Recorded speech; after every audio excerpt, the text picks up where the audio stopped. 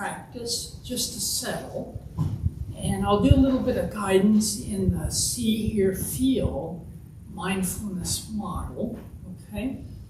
So if you want to assume a mindfulness posture that's comfortable but alert, so maybe lengthening the spine and relaxing the shoulders and the jaw. You can do this with your eyes open or closed. And maybe taking a few deep breaths.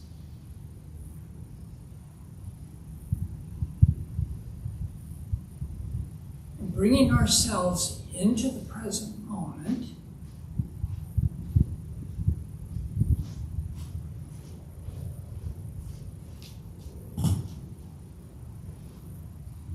And one way to be present is to use our sensory experience, what we see or hear or feel, as a way to be present.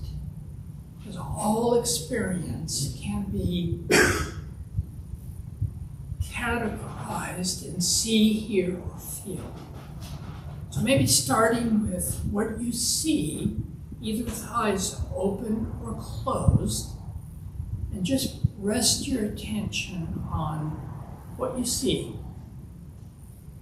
The darkness behind closed eyelids, or an object in the room, or a mental image that comes up when we think. And just focus on that for just a moment or two.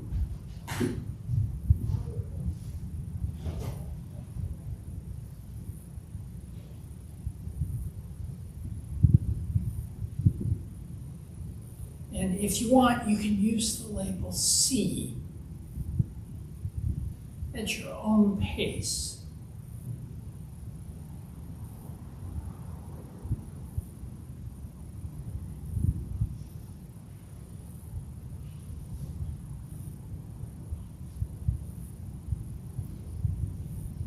And as you focus on see, you're strengthening that first skill of mindfulness, which is concentration, choosing what to pay attention to.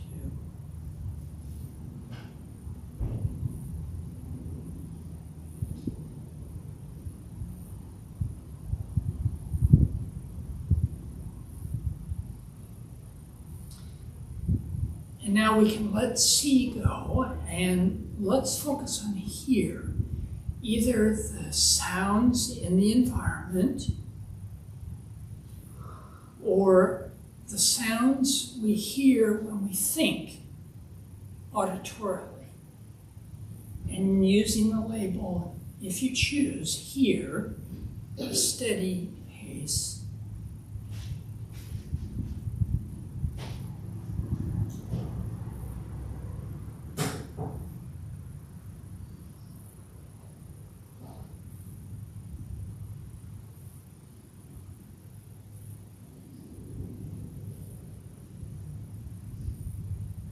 And as we distinguish between the different sense experiences, what we see and what we hear, we're strengthening that second skill of mindfulness, clarity, tracking our experience in real time.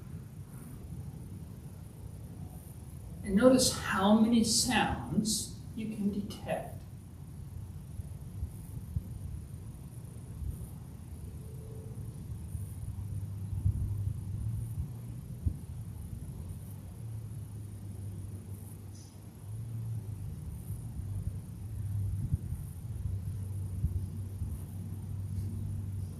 Now we can let hear go, and now let's focus on feel. Either the sensations in the body, sitting in the chair, on the cushion, feet on the floor, any sensations, pleasant or unpleasant, or if any emotions show up in the body, using the label feel at a steady pace.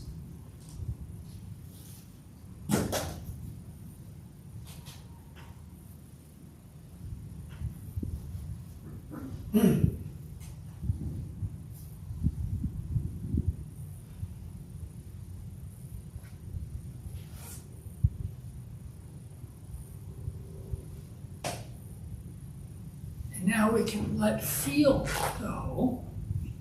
And I'd invite you to allow your attention to move freely.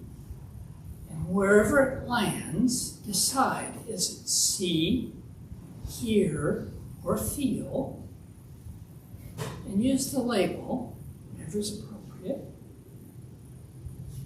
And spend just a few seconds focusing. And then let that go and allow the attention to move freely and repeat.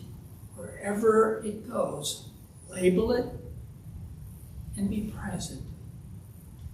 We'll do this for just a few minutes.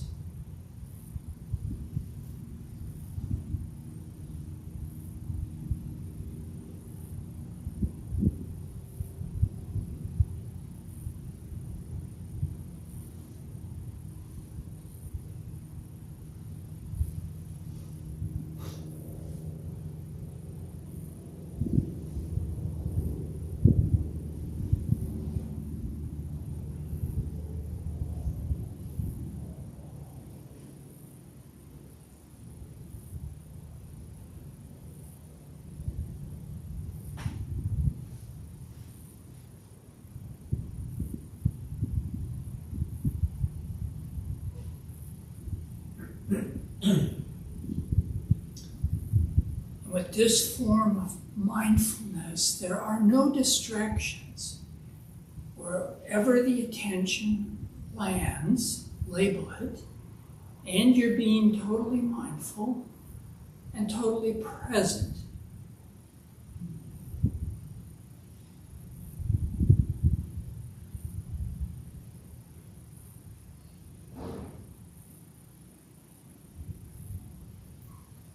Let's do one more minute of see, hear, feel everything.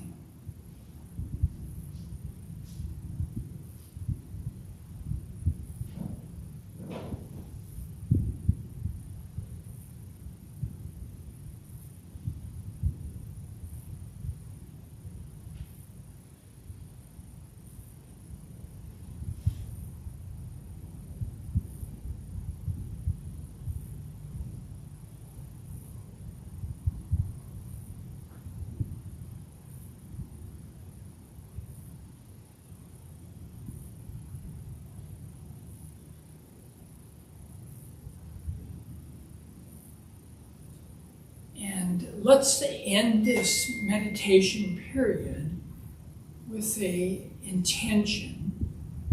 And what I would suggest is, may what I do and what you do create loving kindness in our lives and in the world.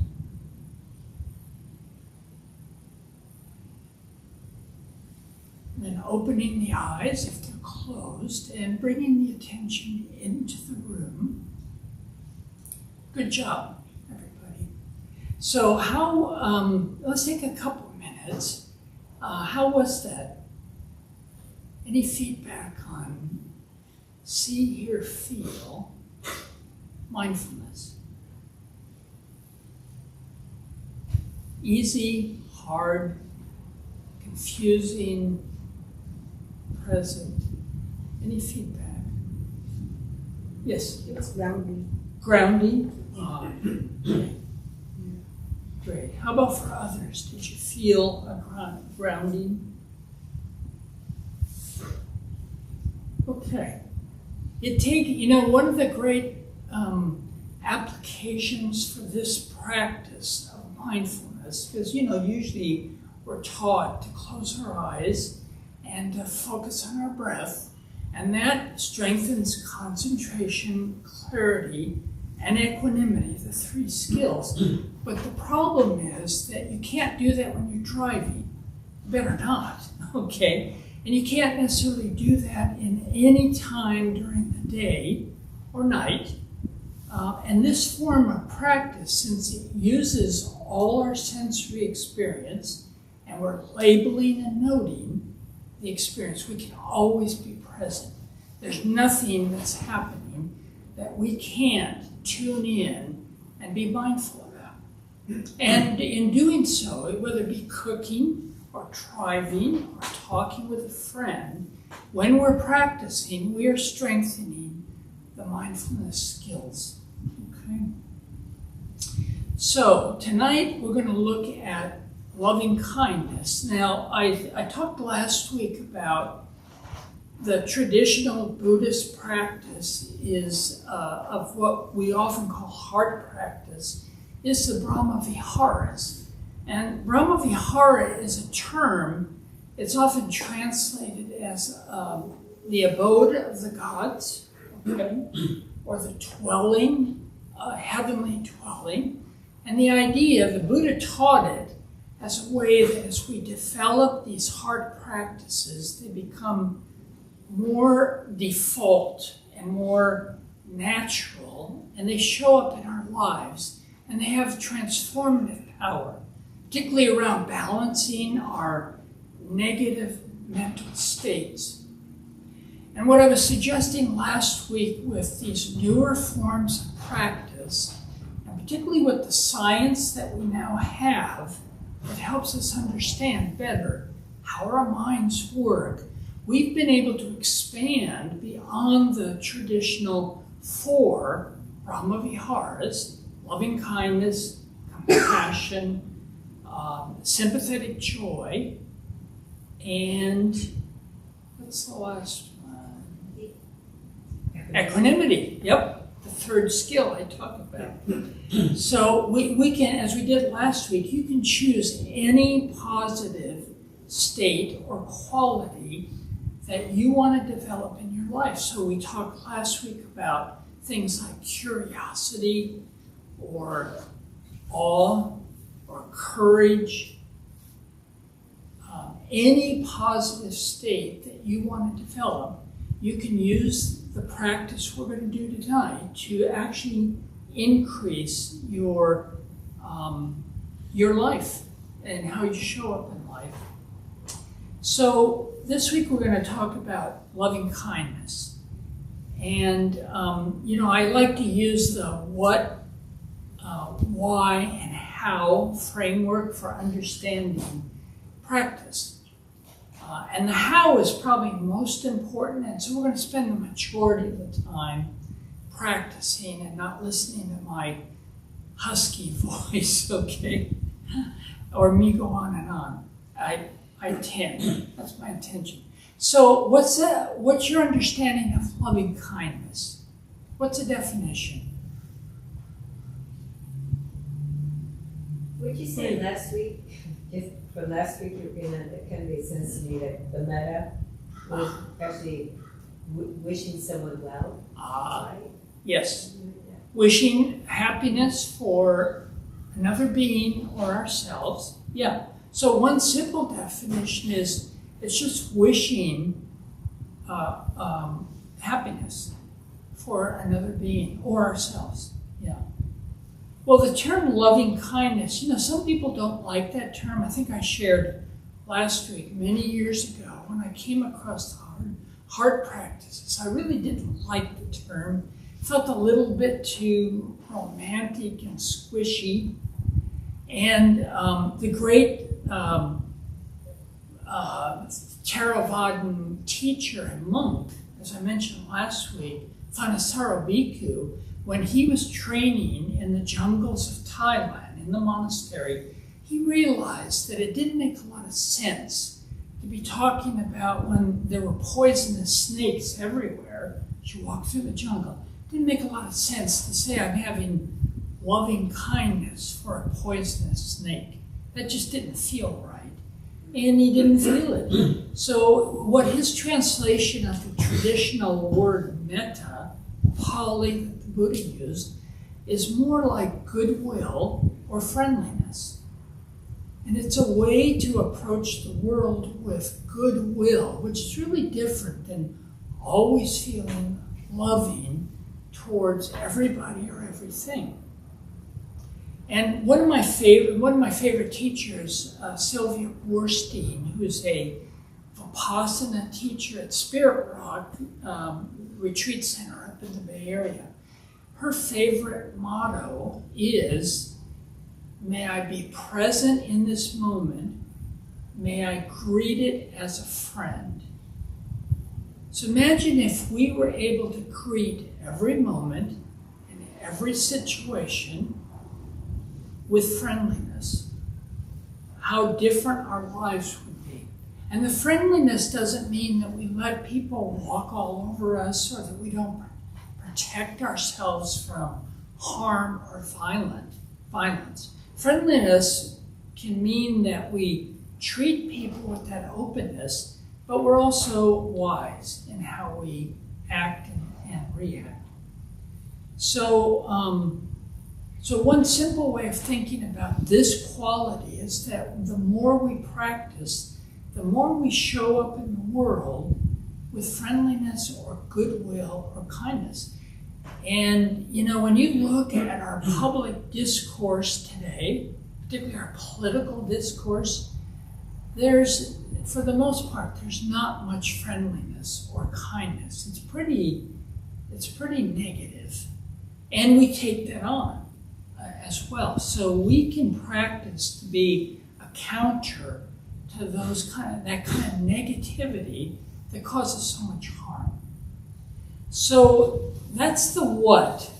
Again, simply thinking about metta or loving kindness is a wish that we or ourselves or other beings be happy, or that we have goodwill as we show up. So why would we do this? Why would you think we would want to develop loving kindness or goodwill? Because the Buddha said so? No. Right? It's good for us. It's good for us, absolutely. Yeah, it's transformative in all kinds of ways. And this is where the science comes in. And I might just reflect briefly on why is developing these skills good for you and me and transformative for our lives. So there's numerous psychological, emotional, and behavioral benefits. And there's a good amount of research now to suggest the different areas how this can be helpful. So for example, the psychological benefits, increase positive emotions. And it's not just that when we feel goodwill, that we're feeling goodwill, but it spreads. It opens us up to a whole different way of approaching life. Reduce negative emotions. And this is why the Buddha taught it, is it's a way to balance that negativity bias of the brain, which is natural, but that we create a balance and that we make a choice of how we relate to the things that we experience. And that freedom to choose, in a way, can determine the quality of our whole lives. And then enhanced emotional regulation, which I think is really interesting. The more positive, the more loving, or the more goodwill we can have, it also opens us up to not overreacting to the negativity in our life. So what we see in the research is we have emotional balance, and it leads to what we now call emotional intelligence. Physiological benefits, and this is where in the lab they can study what's the impact on our bodies. Well, one is reduce stress. And you can look at your own experience. Are you more physiologically stressed when you're angry, critical, upset, hateful, on and on? Or when you're calm, loving, peaceful? It has a huge effect on our bodies. And we know that stress is a killer, at least negative stress. It also shows in improved immune functions. And I find this fascinating. The study groups of people who do practices of loving kindness or positive, nurturing positivity. And there are biological markers, whether it be cortisol levels or measures of hormones and enzymes that are direct markers for stress or calm. And then it also can, doing these practices can help you lower your blood pressure and your heart rate. And that is a significant biological marker. And then lastly, brain health. There's good research to suggest that as you practice positive emotions, it increases the connectivity in the brain, particularly around emotional processing. And then it enhances the gray matter. And there's some evidence, not a lot, but there's some evidence that as you regularly practice mindfulness or these heart practices, you increase the gray matter in your brain. And there's good evidence to suggest that increased gray matter, particularly as we age, has direct effect on our mental well-being. Particularly, there's some evidence that may actually be somewhat preventive of things like Alzheimer's disease and cognitive dementia. Now again, I'm not suggesting there's no proof that you practice and you will prevent those things, but there is good evidence to suggest that it's healthy for the brain. And then the last thing is that's kind of obvious is the social and behavioral benefits that, you think about who do you want to hang around with? Someone who is, exhibits these qualities of positivity, or somebody who's angry, stressed, and negative. It's obvious, right? So the social connection that comes with us being able to increase our positivity is huge. One of the things a little experiment I like to do when I go, if I go to Starbucks and buy a cup of coffee, or go into the store and I'm interacting with a clerk at Vons, is smiling genuinely and just saying something that connects to them, that treats them like a human being and not a piece of furniture. I mean, I watch people, they're on their phones, they're transacting, there's a human being there. And I think it's really interesting. They can be really stressed. And if you take a moment just to connect, and the smile, and not a goofy smile that creeps them out, but a genuine smile, and just a little word of connection, and watch the way people who do this all day long, dealing with people, how it changes their demeanor, and it changes the way we feel. So, it's simple as we can go around the world expressing goodwill in a moment, in just even the language we use. And it's a direct gift of love to other people. So, yes, go ahead, questions? So how do you exhibit goodwill at something that's negative, or someone that's negative, or some snake that's negative? Like, if some snake bit you, you're not gonna be like, that's cool. Yeah, right. Yeah, I feel goodwill that you just bit me. So the question is, how do you exhibit goodwill or loving kindness in the face of something that's negative or can harm you? What's your thoughts? How do you do that? Yes? I always think of, we were at Rubio's with our 25-year-old, and the guy who was ringing us up was really grumpy and not kind. So I think I felt offensive, like, this is your job. You're supposed to be kind to people. And my son, he just turned around and asked me, like, how's your day going? He just was so nice to him. And it really just shifted the way the guy started interacting. And so I was very humbling, but I always think of that, getting that reminder and still being nice regardless. Yes. What a difference that made. Yeah. And I think that's one of the keys, is that particularly as we practice mindfulness, we learn that we can experience our sensations, see, hear, feel, what we're thinking, what we're feeling. We can experience them, and that we learn to create that space, that moment where we're aware and we're not reacting. So what I would say your son did is that he didn't get caught by maybe the thought, oh, that guy shouldn't be grumpy or resented.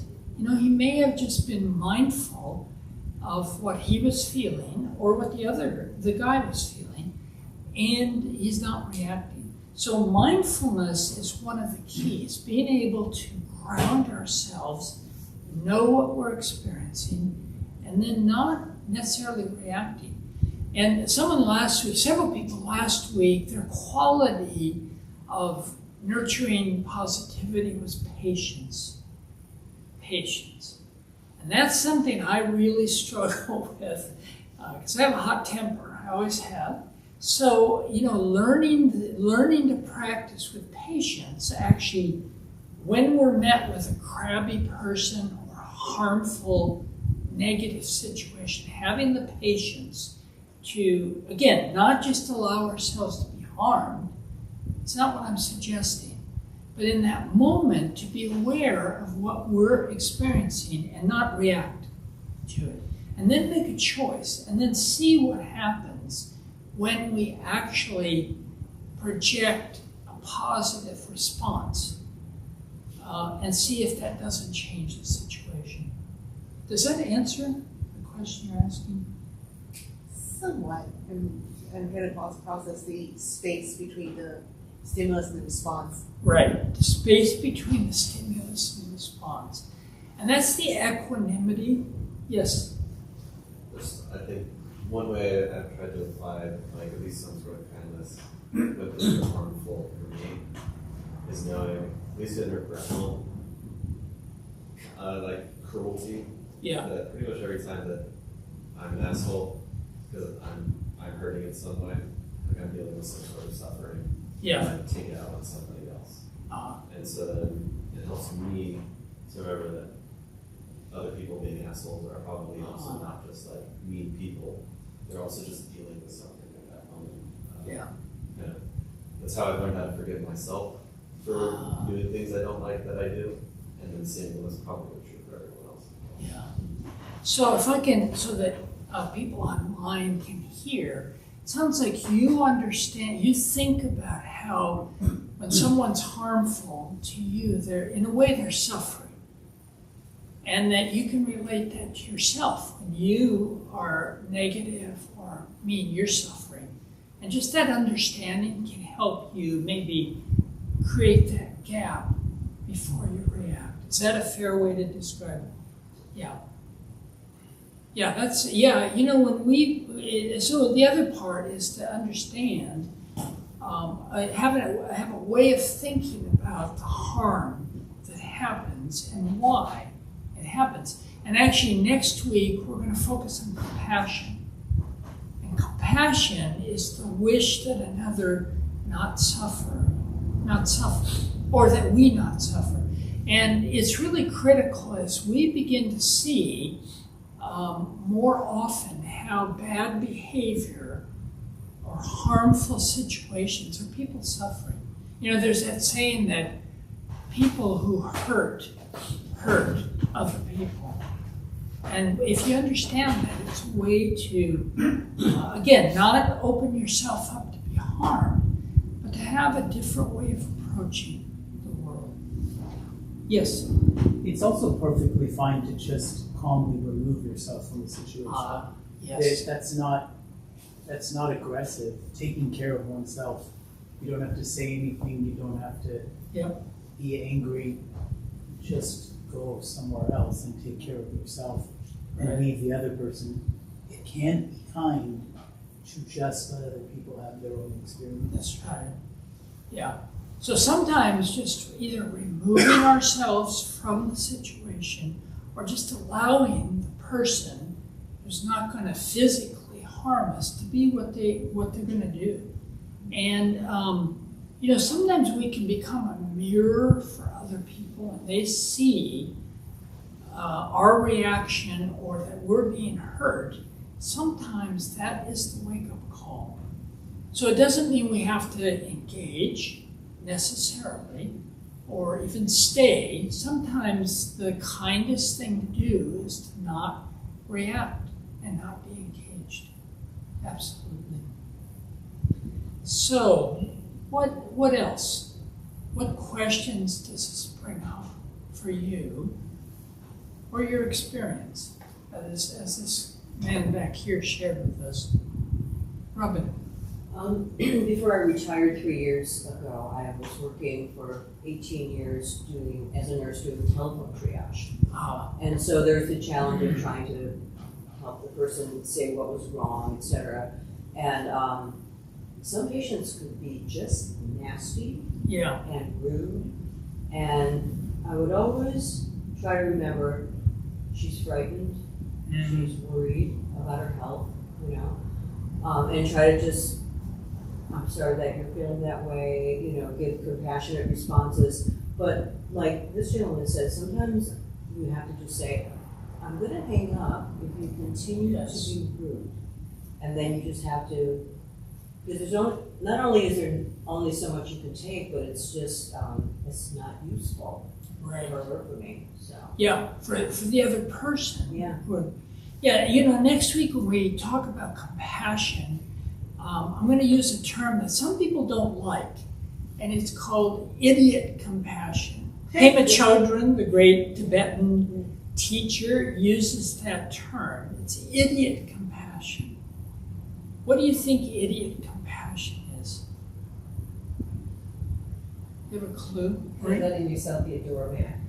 Letting yourself be a doormat. Well, or thinking that, it relates to loving kindness. Thinking that compassion or loving kindness is about being a doormat, is always feeling positive or acting in a way that just allows yourself to be there like a doormat. That's not the case. Sometimes, as this gentleman was saying, sometimes or as you said, Robin, sometimes doing nothing, removing yourself, or stopping the person from harming themselves or you is actually true loving kindness or compassion. So, in the tradition we often talk about there's two wings of the bird. The bird that flies, and there's loving kindness or compassion, and there's wisdom. Wisdom has to be the other wing of the bird. And the wisdom comes from what's the wise thing to do right now. It might be tell the person you're going to walk away. It might be confront the person with what you think they need to hear. It may be just patiently listening. It could be a whole bunch of things. With the snake in the jungle, what do? You don't expect yourself to feel loving, and you're certainly not going to go near the snake. You go around the snake, okay? Because you can harm the snake, and the snake can harm you. So there's wisdom that has to absolutely be a part of applying these positive states as well. What else? Any other observations or questions before we do the most important thing, which is the practice?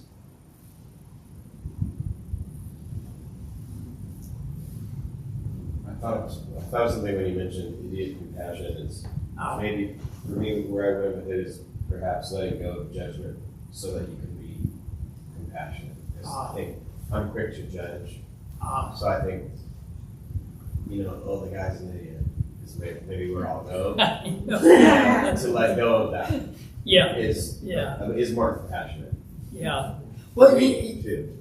Yeah, absolutely. That's one of the ways we build distance between people is we label people. And if you think about it, it's just our thought.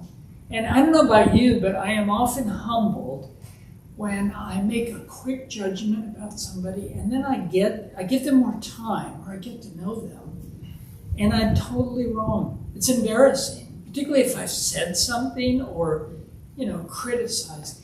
The word judgment has a bad rap.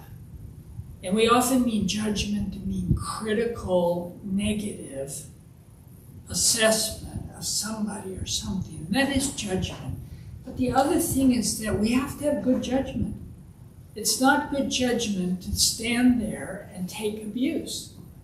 That's where wisdom comes in. It's not good judgment to walk near the snake, right? That's bad judgment.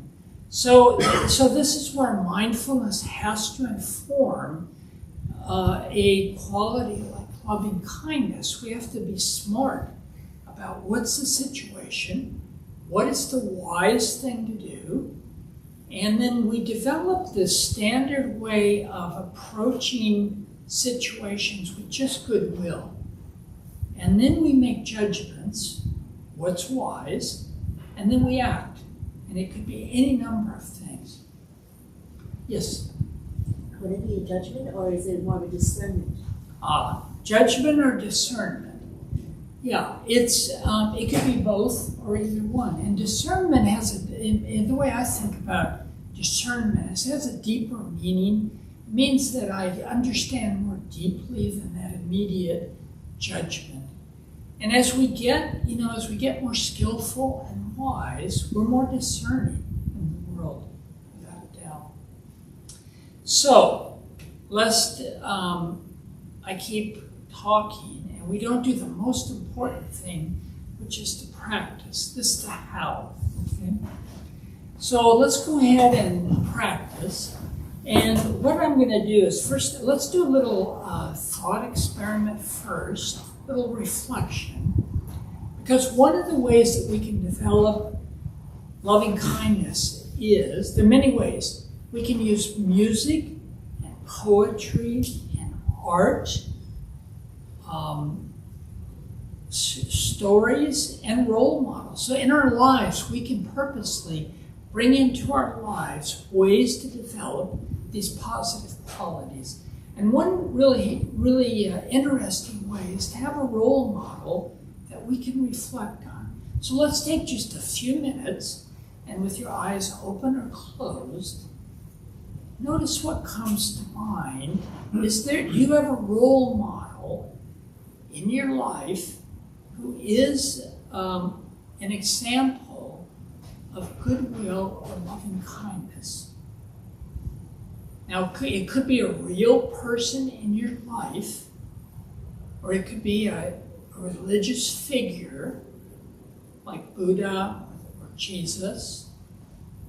It can also be a fictional character, somebody in literature who, for you, is a model of this quality of loving kindness. So let's take a moment and just see what comes up.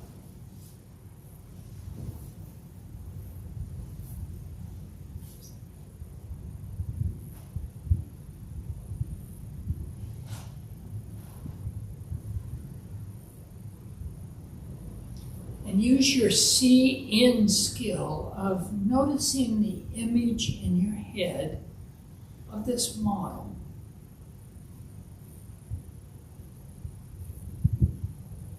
And be aware if you're hearing yourself describe the qualities of this role model. What makes them loving or kind or have goodwill?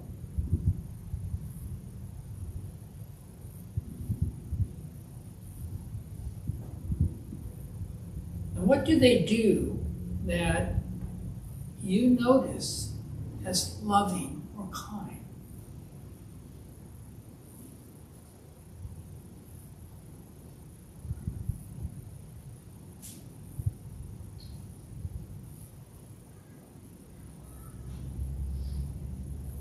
Okay, let's stop with the reflection. Anybody want to share who your role model is?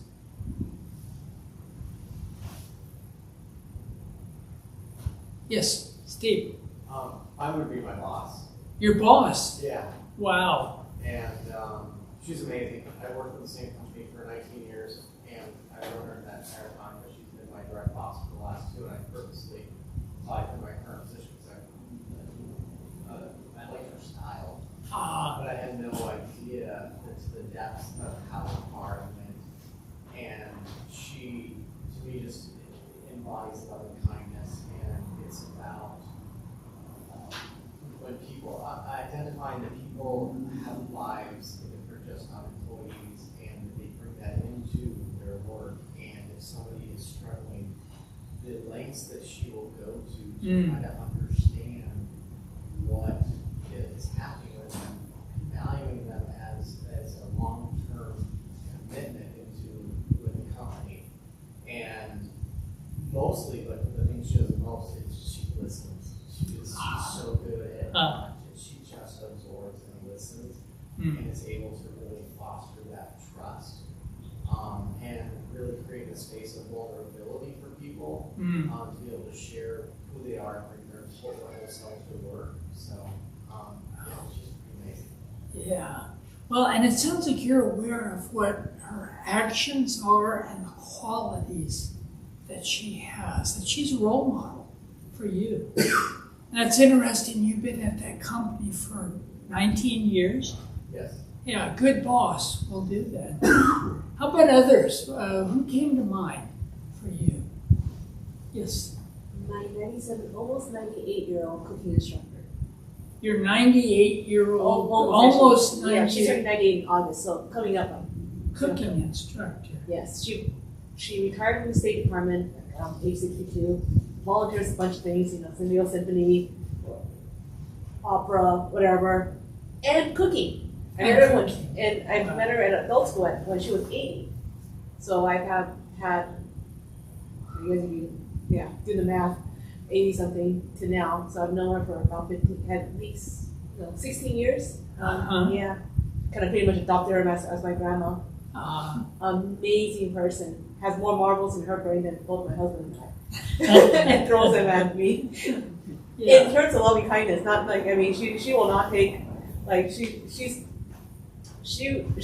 not a pushover. She will not take, but she also treasures her time, and she uses her time so wisely, in so many ways, and doing so many things. Like now she does like a happy hour for her retirement community. So these are positive qualities Yeah. that you see in her, and she becomes a role model Right. for you. And my parents. And your parents.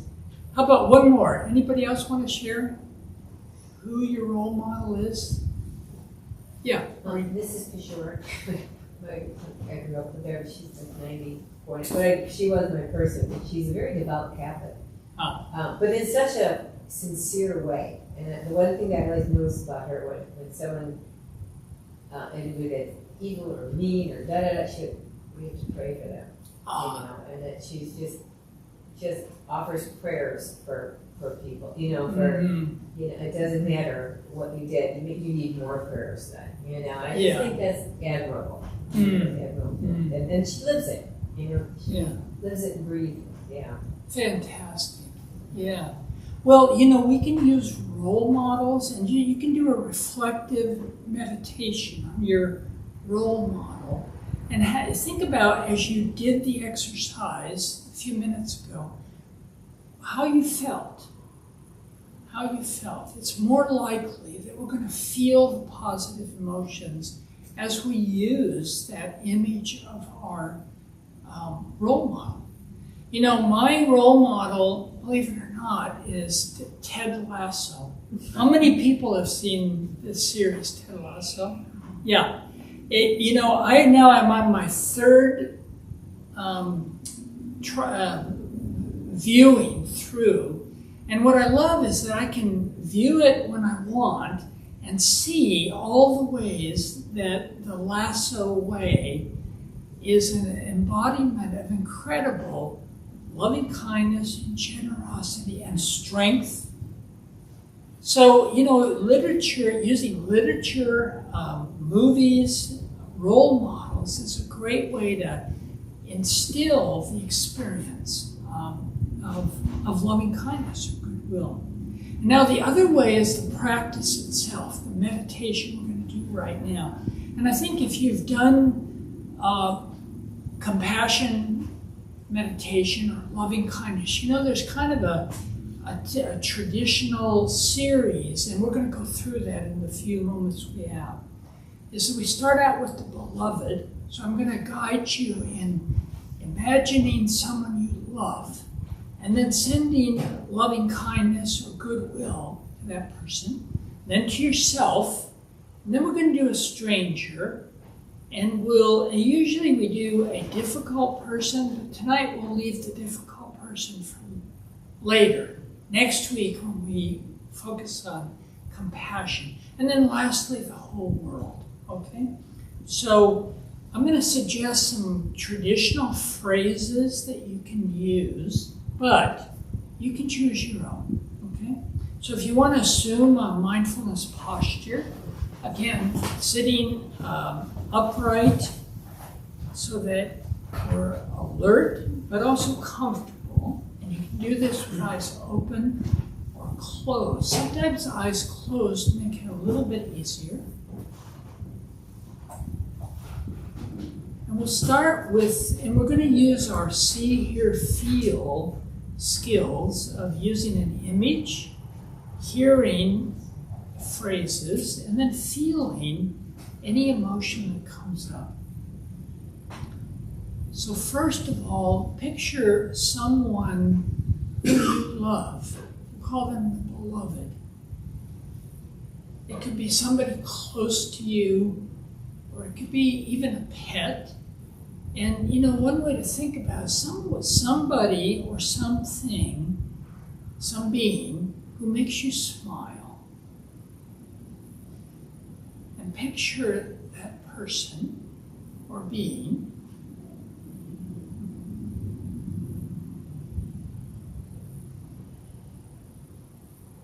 we're seeing them in our imagination, and then we can bring phrases to that image, connecting us with the beloved. And the traditional phrases are something like, may you be happy, may you be healthy, may you live with joy. May you be happy, may you be healthy, may you live with joy. And using your own phrases or those phrases, send loving kindness to this beloved.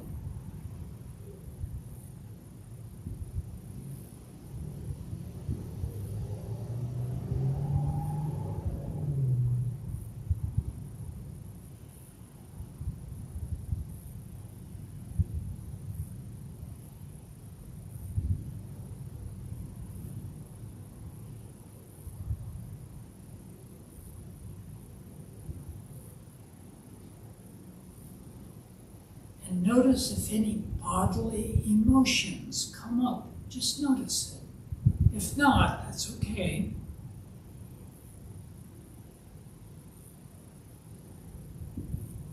If you get distracted, come back to the image, repeat the phrases, and feel any bodily emotion.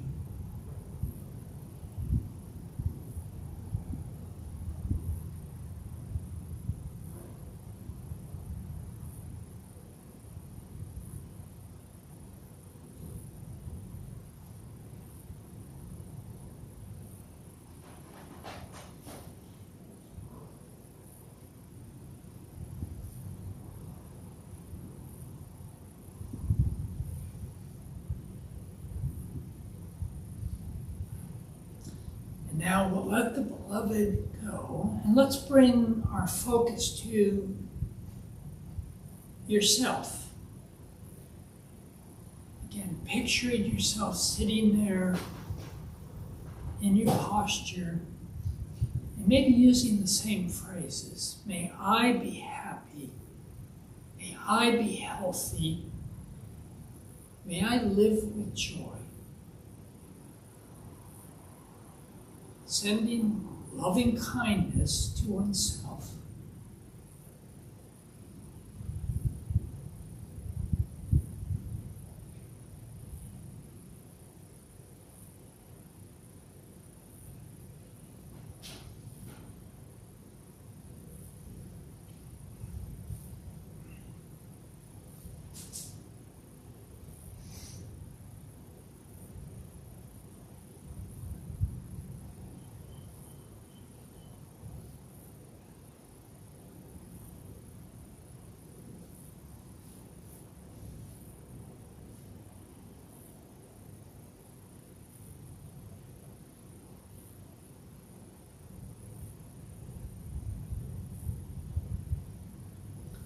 notice if any bodily emotion arises of kindness and goodwill toward yourself, which you deserve.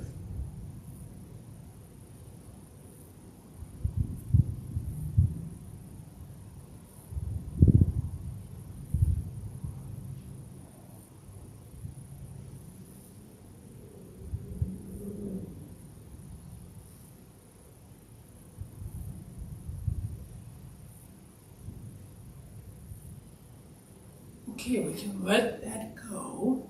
And now I'd invite you to think of a stranger, someone you don't know. Might be somebody you see, it could be the barista at your coffee house you don't really know. It could be as simple as somebody you noticed in the car next to you on the freeway. Or somebody in the neighborhood who you see, but you don't really know. We'll call them the stranger. So pick somebody that is a stranger to you and direct those phrases of loving kindness for that person, for that being. May you be happy. May you be healthy. May you live with joy.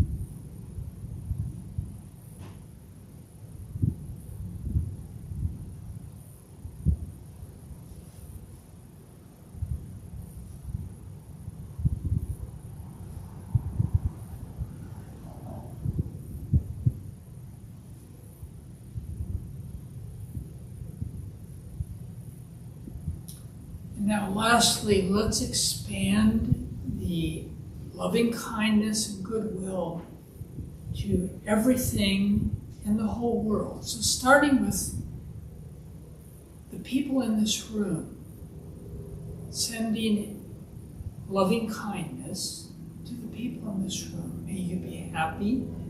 May you be healthy. May you live with joy.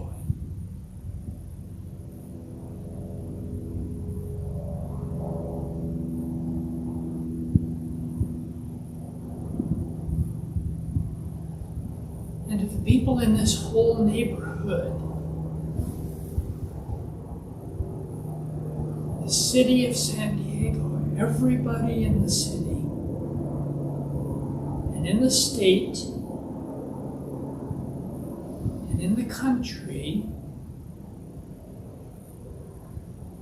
and in the whole world, imagining that every living being is the object of your loving kindness.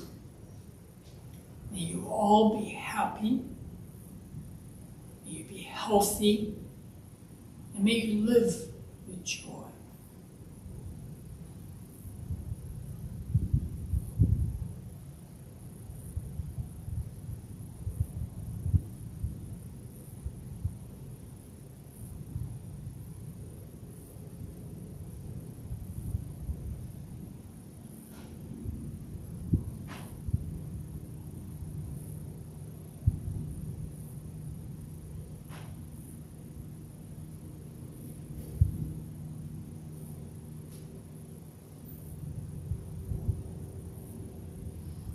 Okay, we can end the meditation with a few deep breaths.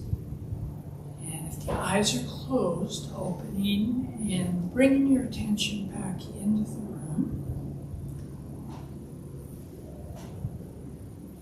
So we have just a few minutes, but I'm interested, would anybody like to share what happened? What'd you experience?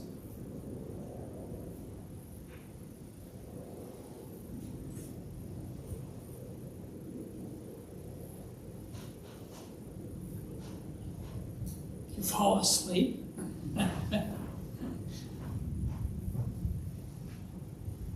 how was it? Yes. It's funny, for whatever reason, I forgot the live with joy part, and I just replaced it with be at peace part. I just saw it in my brain. Yeah. At peace. And then the second time I repeated it, oh, that was a phrase. Then my brain went like kind of like, we're good. Happy covers that. Okay, we're good. Okay. So what she said, she forgot the live with joy and remembered, may you be peaceful. You can pick your own phrases, and you can also just pick one phrase. That's good enough, sure. How about others? What'd you experience? Relief. I'm sorry? Relief. Relief? Oh. Worries, somebody that I care they're going through hard times, and as soon as I wish that for them, I felt the relief for knowing that there is a possibility for them to find the joy, peace. Yes. I felt the relief for them. Well, and that illustrates what I was talking about at the beginning, that this is good for us.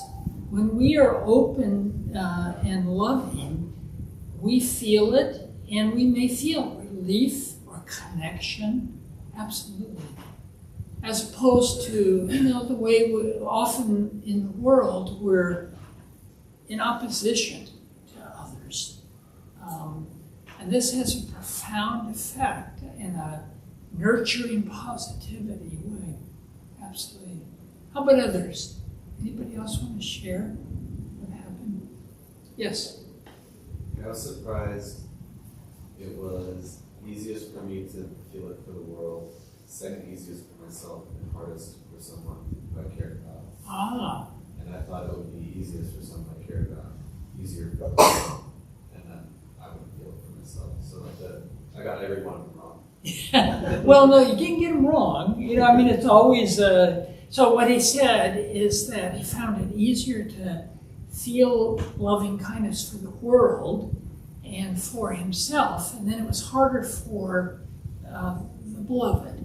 And I didn't give you the warning that I usually do, which is when you pick that beloved, it's not always best to pick somebody you're closest to.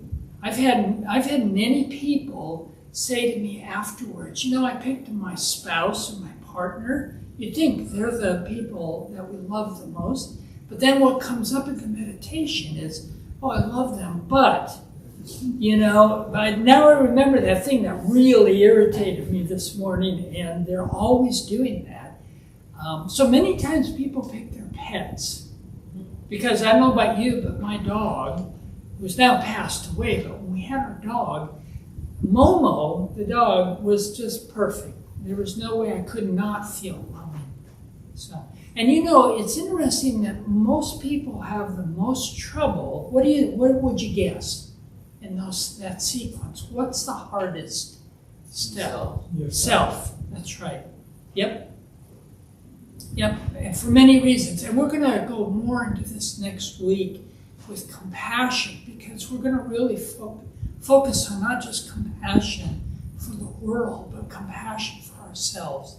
And that is, you were pointing that out when you were thinking about forgiving yourself. That is sometimes the most difficult. So, we're at 8 o'clock.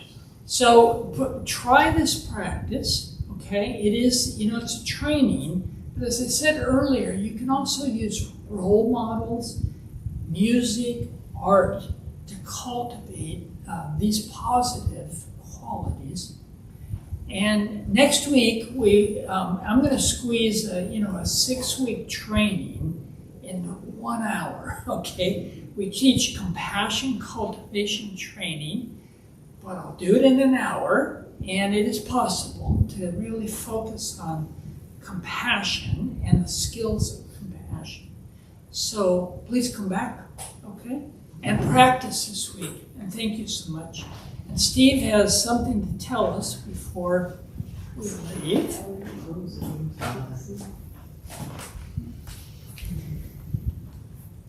All right, good evening, everybody. Stephen, tonight's host. We opened the Dharma Temple 18 years ago now. to introduce Buddhist practice to those who show up.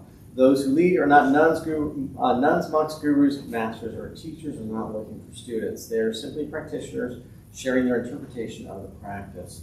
Every night we have different classes led by different people with various Buddhist traditions. We have a recovery sangha that meets several times a week for anyone with addiction. And our food redistribution program is every Thursday at 4:30 p.m. We have classes and programs every day, and everything we offer is always free. The full schedule is on our website and also posted out here on the entryway over the shoe rack. We have a lending library to the back here. If you see a book you like, feel free to borrow it and bring it back whenever you're done with it. For this evening, if you could just take a moment to maybe straighten up your seats, and as you head out some of the windows, get some help out closing up some of the windows. And thank you for being here, and we look forward to seeing you again. Thank you.